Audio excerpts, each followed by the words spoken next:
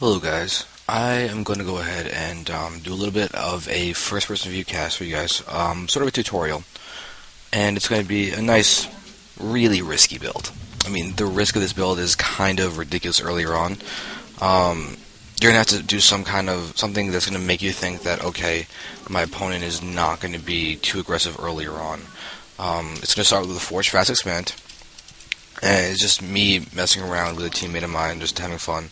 But the build is very, very solid. There are a few very important aspects to it that I'm going to go ahead and try and impart wisdom for you to. That doesn't make any sense.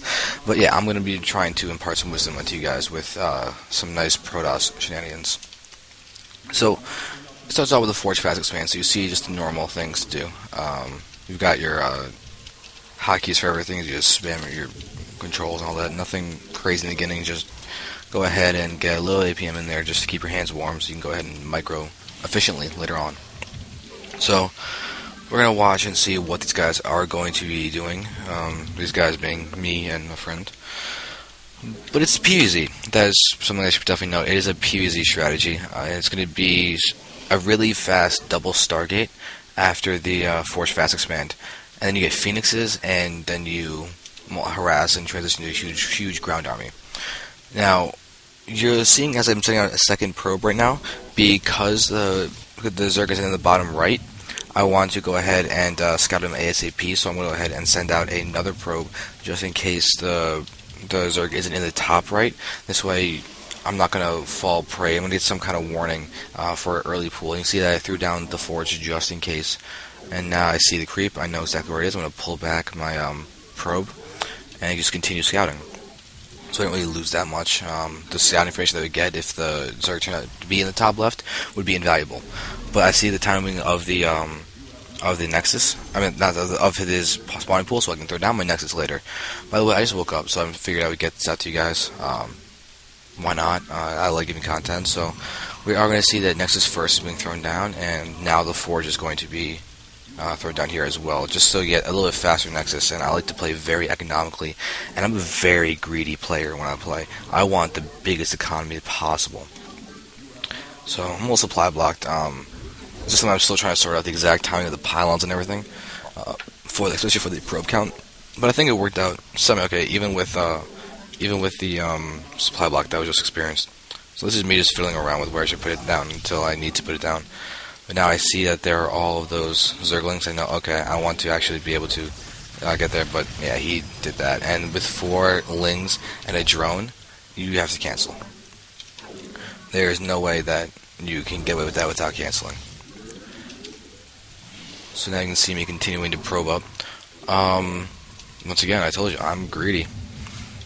And we see exactly what's happening. I just made my probe go back because you can see a machine I'd be using these guys from the transfer to build the second gateway to finish the wall off. And you'll see that the building placement allows me for that full wall off with just those 3 buildings in the pylon. The pylon is a pretty big weakness. I was pretty much risking the fact that there wouldn't be any good, crazy bailing busts. And I can see that he actually tried to get in there for a second, but if you get the summoner score down quickly enough, it's fine. Should have had my probe closer to it when I was going to go ahead and build that just to be safer, but that's something that it's an opportunity he missed. Now we're going to see this guy. I mean, now since my summoner's up, you need a lot of gas earlier on to go for a double Stargate build. And it's no Void Rays, by the way. No Void Rays whatsoever. It's just straight up Phoenixes, because the goal is to harass with 8 to 10 or so, and then you just get a ground army in the midst of all this. And you have a lot of tech infrastructure up already with the Summoner's Core and the Forge for researching. So I'm getting out my Warp Gate. I'll also be getting very fast +3 attack upgrades for my ground army. And since it's mainly gateway units, I'm going to actually be getting some nice Templar tech Archons. I'm going to be going for very, very, very quick +3 Blink Stalkers, Charge Lots. It's going to be a nice mix. So now I'm just continuing to make sure I don't have an Artosis Pylon. I hate calling them that. Artosis is such a great nerd. I always feel bad calling those things Artosis Pylons, but I do anyway. And now here it is, double Stargate. And I told you, this is a very risky build. I stole this from PSW Gun. He's a Korean pro gamer on the team PSW. I've casted him a bunch, and it's really cool to use this build because I like it a lot. And I just took some guys off the gas because I didn't feel like I had enough minerals at that point. So that's what I'm doing. Now I'm just running around looking for overlords and potential for Nidus Worms, just because it's something that you always need to check out. Nidus Worms are so frustrating to deal with sometimes. And by sometimes I mean almost always. If not scouted, it's GG sometimes. I've seen a great game between FXO T-Gun and Creator Prime where T-Gun had Slowlings and a Nidus Worm, and he still was able to destroy him. I have that casted on my YouTube as well. So those are some great games. And now you can see I'm chrono boosting as much as I can. You can see on probes until I actually get the Phoenixes out with that. So I'm actually getting close to supply blocks, so I have to get out those pylons very quickly. So I'm queuing up a few Phoenixes just so I can be as successful as I can. And actually, you see what I just did? That was essentially to look for an Overlord, because Overlords can sometimes sit in that spot if they're positioned correctly and you can't see them. And you can't see them at all, and it's really annoying. So now, here's me getting the Phoenixes, continue to chrono boost them out when I can. I didn't save up quite enough chrono boost to really get these out ASAP, but that can be done. I think I wanted to stress more on my economy than anything else. So you can see how risky this is earlier on. Like if I haven't seen any more Zerglings poking up, so I'm not bothering to get more cannons, which is something that I would normally do if I did stay in ladder. But right now, this game emphasizes the late game so much. I really like this style. You can see I'm getting a Twilight Council. I have one functioning gateway, and I'm not even getting that many units from it. It's going to be. I'm strictly relying on these Phoenixes that are going to give me map control. They're going to give me harassment. They're going to give me the potential to keep my opponent inside his base. That is what they're designed for. It's going to give me time to get not dying infrastructure up. Which I think is actually a very risky but fun way to play if you can get away with it. You'll see that the Phoenix count is actually really starting to increase now. I'm at the 8 number, and I'm going to go ahead and start running around with them. Let's see. There's a Twilight Council finishing, so say hello to Blink and +2 attack. So I already have the +1 attack done. And they've got Phoenix is going to go ahead and start doing their little bit of harassment. And one Stalker out. I mean, Stalkers are very important in strategy. I'm figuring there might be a third in this base because not many Zergers want to actually take down those rocks. And there's the third. And I'll be able to take down this queen. They actually end up leaving the Overlord alive, because it's not really a big deal. But now you're going to see me just killing drones. I actually managed to kill off every single drone here. And now I know there's going to be spore crawlers up at every single base that my opponent's going to have, so I have to be careful of that. And just my money is going to be a little bit high now as I'm actually supply block too. So my timing's not perfect. It's still polishing off the build. But this is the best way I can give it to you guys with a first-person view of me actually doing it.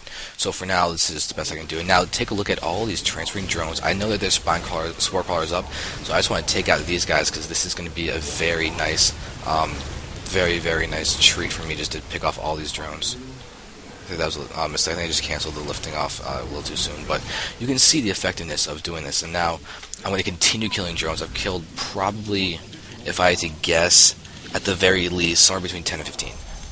With lots of lifting offs, and it's effective. So I probe up a lot during this. So I'm gonna be ready to take a couple bases when I go through this. Goodbye the Overseer. It's always a nice thing to take off. It costs a lot of gas and minerals to get. And now I'm gonna work on getting out the getting out my third base and fourth base. You'll notice that something I'd like to do with this is actually get up a hidden expo with the third base. You see how my money is high. Unfortunately, it's bothering the hell out of me right now. But you're gonna notice that I'm gonna be able to get out a couple different things. And but the problem is I have to get those rocks down first to get this natural third. So I'm going to continue harassing. You can see how you have to really focus on doing multitasking with these guys to keep the threat up. It's also great for scouting. Look, I see the Hydra den. I've never seen Hydras, but I see the Evo chamber. I see the infestation pit. I see some really nice infrastructure that's going to help me out a lot in terms of just preparing. And I have Templar coming, so I can easily just always feed back infestors. And even better, what I have are the Phoenixes to deal with infestors.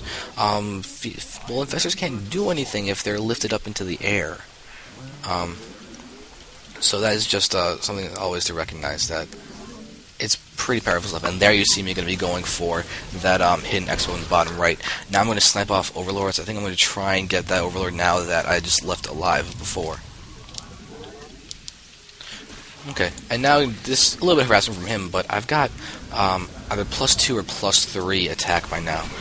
So there's no way those little tiny links are going to be able to do anything. They have speed, but I don't think they have anything else. Snipe off a couple, and now when it starts getting just defense. This is a very gas-intensive build, which is one of the reasons why you have to get a few bases around it. And if you see my SimCity, it's built to stop Zergling run-bys. And now you're going to see the hidden expo going down at the same time as my third. And it's in an odd spot. This is sort of on the side of the map of drone, but the problem is that if he does scout this, then it's going to die. But I'm not going to invest too much in it, and now you're going to see a little bit of DT. So I wanted to get all of them on the low ground, but that's not going to be the case. I was planning on actually just sniping off that one spawn crawler and then attacking, and we'll see how well it's going to work. So I can't tell if my attack is +2 or +3 right now. I mean, you can't see attack upgrades from probes. I think it's kind of funny that probes don't get their attack upgrades like everything else. I think I decided to actually go ahead and use him to delay what should be his fourth. And you're going to see that it's actually going to work. So yeah, that's +3, so I got the +2 already. I should have just looked at when he had a single guy gun. I'm going to poke up, and yeah, there's a lot of spawn cars here, and that means pull back now, because otherwise these guys are dead. Yeah, 3 kills on him, +2, so we're switching +3. And now if you check these guys out, since I can't do anything with them to actually harass and kill drones directly, it's simply delay. Now you're going to play the delaying game. And now also, notice how I'm queuing up this probe is to make sure that it actually doesn't get caught in between the two cannons. First, we can cancel one. Unfortunately, I'm about to have to cancel a gateway because it gets locked in, but you're starting to see some of the fundamental aspects to this strategy. It's simply economy, delay tactics, and then get up crazy infrastructure. I now officially have the +3 attack, so I'm going to start getting some armor upgrades or some shield upgrades. Archons are very good units that I do like to have, and they're a very nice thing to have. And now you can see that there is a base down there that I can harass with the DT.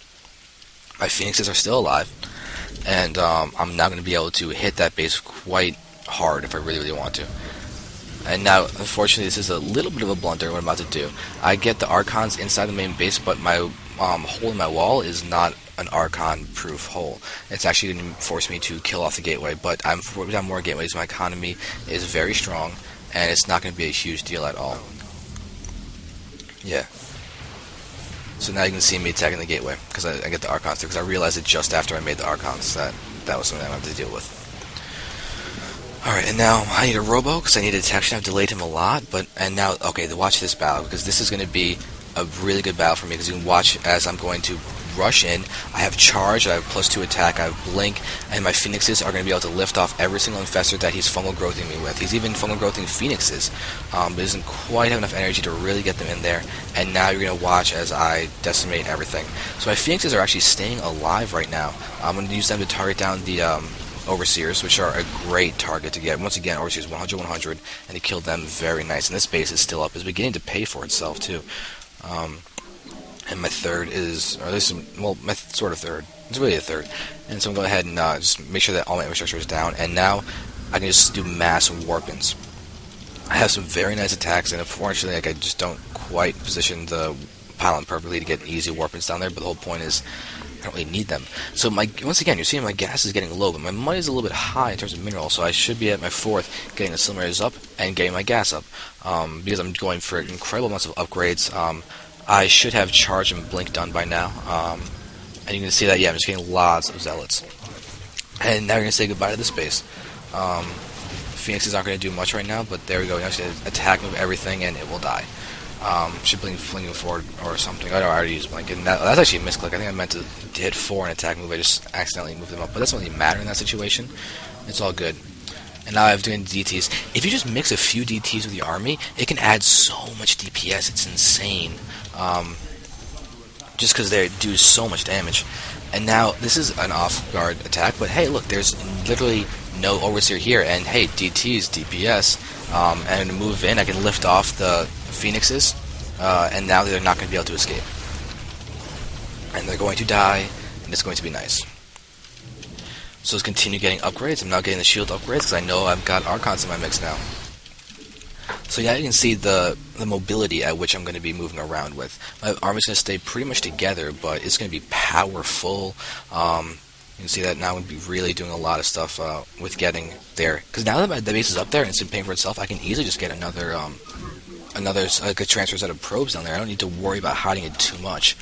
I'm moving around my army in a great position to actually attack, and I'm also setting up to take up another hidden expo. You can see there, it's both a scouting probe and just awesome. Unfortunately, I'm about to lose that probe. The Ling's annoying, but it's not a big deal. Under my entire army to kill that Ling, the pesky delaying Ling, but it's not a huge deal at all. And now that my money's getting really, really high and I'm max food, that means mass gateway time, so I can go ahead and actually just play it that way.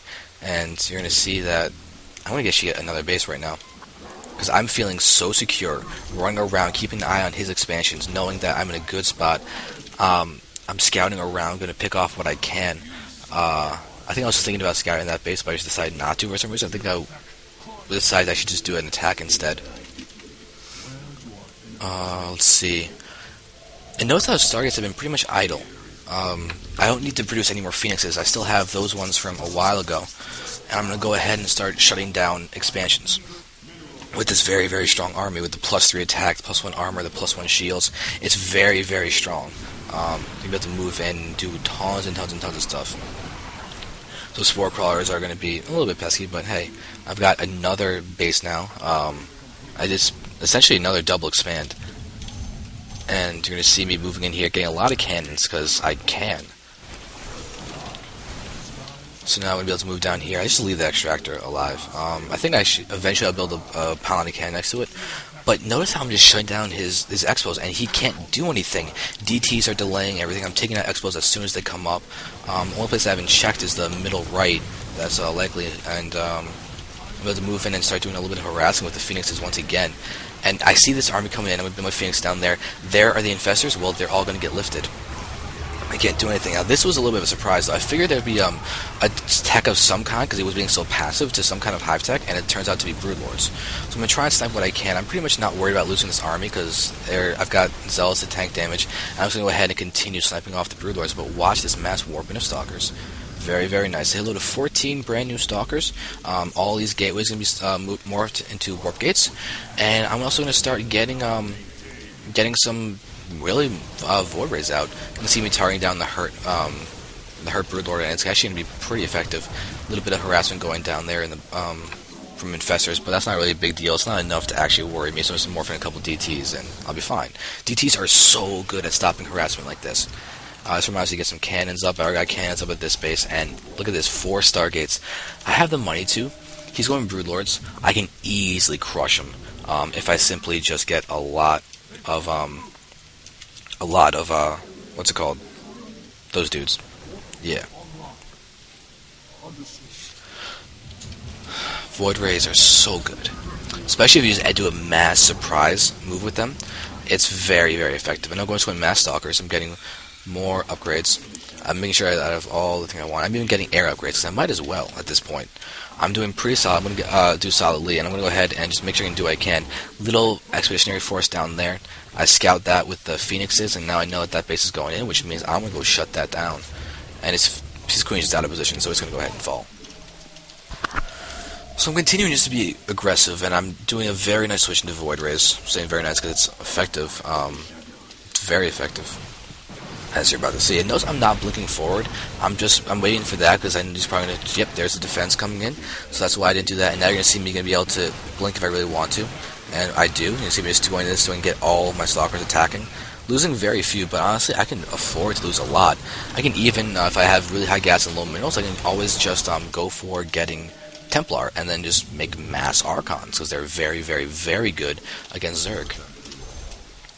So you can see me doing some more. I'm running around and being very, very active. I'm just not stopping doing things. It's just that simple. Being idle is bad with this style of play.